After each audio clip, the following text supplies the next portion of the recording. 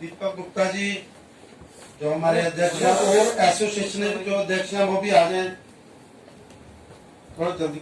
बच्चों बैठे रहो, आप बैठे रहो। हमारे पूर्व अध्यक्ष भी रहे हैं, एमएलए भी बात रखें।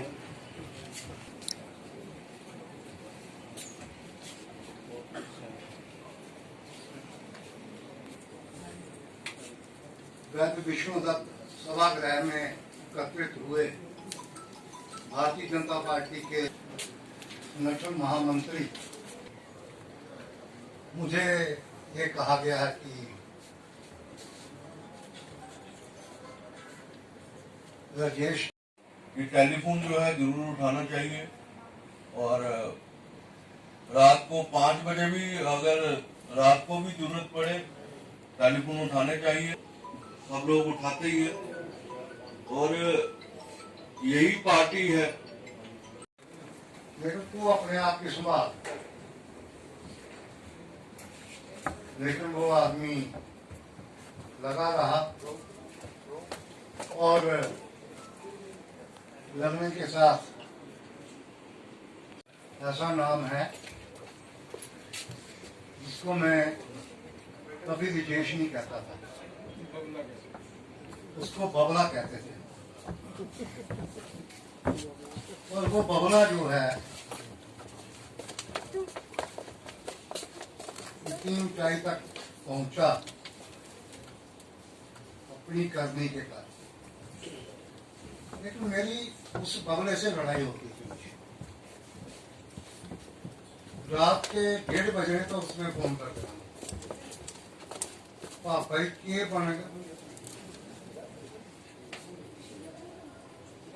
तो मैं उसको कहता था यार सोने दो, 1:30 बज गया, तो पढ़ना पार्टी का बनेगा।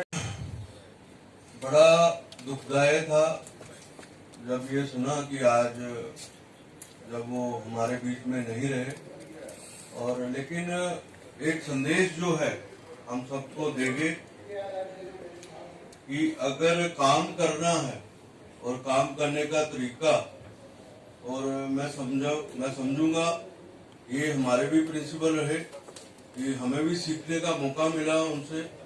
और जिस तरह से हमारी एसोसिएशन थी वेयर हाउस की और सबसे बड़ी अनाज मंडी थी, और जब भी हमने उनको कभी भी हमारे को दुख की घड़ी आई और जब भी हमने इश्यूज रेज किए और मैंने ये देखा कि उन्होंने बढ़ चढ़ के भाग लिए और हमारे इश्यूज को सॉल्व करवाया। और कब भी हमने ये देखा कि जब भी हम उनको कोई इश्यूज बताते थे और हमें नहीं लगा कि हमें कोई दूसरी बार उनको टेलीफोन करके हमें उस इश्यूज के बारे में बताना पड़ता था, वो इश्यूज सॉल्व करके ही हमें फोन करते थे। और बार बार कभी हमारे व्यापारियों को मेडिकल कॉलेज की सुविधा की आवश्यकता पड़ती थी और कभी बेड नहीं मिलते थे, कभी कुछ नहीं मिलता था, तब भी सहयोग रहता था। रात को 2 बजे भी उनका सहयोग रहता था। ऐसे कर्मठ जो कार्यकर्ता राजेश जी हमें बड़ी सीख दे के गए हैं। खैर हम उनके परिवार को दुख सहने की भगवान शक्ति दे।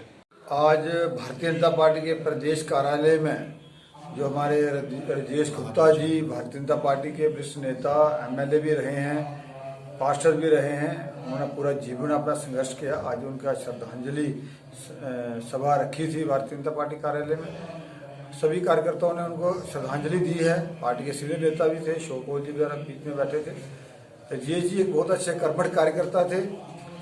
उन्होंने कार्यकर्ताओं में इतनी अपनी जगह बनाई हुई थी कि उनको विकास पुरुष भी जम्मू शहर के लोग उनको कहते थे। मैंने भी उनके साथ काम किया है, बहुत सारे कार्यकर्ताओं ने जिन्होंने उनके साथ काम किया है, उनकी जीवनी पे चर्चा भी जहाँ पे हुई है। मुझे लगता है कि उनको कम समय मिला, तो उनकी कोई इतनी उम्र नहीं थी, लेकिन इस दुनिया में नहीं रहे, लेकिन उनके किए हुए कारनामों को, काम को, कार्यकर्ताओं के साथ मिलना जुलना, उसकी सभी पे चर्चा हुई, श्रद्धांजलि दी है। भारतीय जनता पार्टी का भी धन्यवाद करता हूँ कि ऐसे कार्यकर्ता जो अपने जीवन पार्टी के लिए दे देते हैं, उनको सदैव याद रखती है, उनको अपने परिवार की तरह समझती है।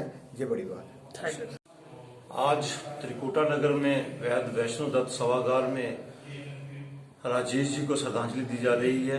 पूरा भाजपा परिवार जो है वो श्रद्धांजलि में आज शामिल हुआ है। तो राजेश जी एक कर्मठ कार्यकर्ता भी थे और उनमें एक डेडिकेशन थी। मैं जिलाध्यक्ष होने के नाते पे ये आज समझ सकता हूं कि वो किस प्रकार बात करते थे और क्यों रात को 11 बजे या सुबह 5 बजे उठकर कार्यकर्ता को फोन करते थे। आज मेरी समझ में आता है कि कार्यकर्ता को तैयार करना प्रोग्राम्स के लिए और उसको बार बार बोलना ताकि वो भूल ना जाए, ऐसी डेडिकेशन थी उनमें। और आज लगता है कि जम्मू ईस्ट में खासकर जितने कार्यकर्ता आप देख रहे हो, मैक्सिमम कार्यकर्ता जम्मू ईस्ट से आए हुए हैं। लगता है कि जम्मू ईस्ट में जब वो एमएलए बने तो लोग उसे विकास पुरुष क्यों कहते थे, क्यों उनकी इतनी बातें होती थी। आज समझ आती है कि वाकई राजेश जी ने समाज के लिए, कार्यकर्ता के लिए काम किया। भाजपा परिवार की तरफ से राजेश जी को श्रद्धांजलि अर्पित करता हूं और उनके परिवार को ये कहता हूं कि उनको भगवान उनको शांति दे, भगवान उनको इतनी श्रद्धा दे कि वो इस सदमे को सहन कर सकें और राजेश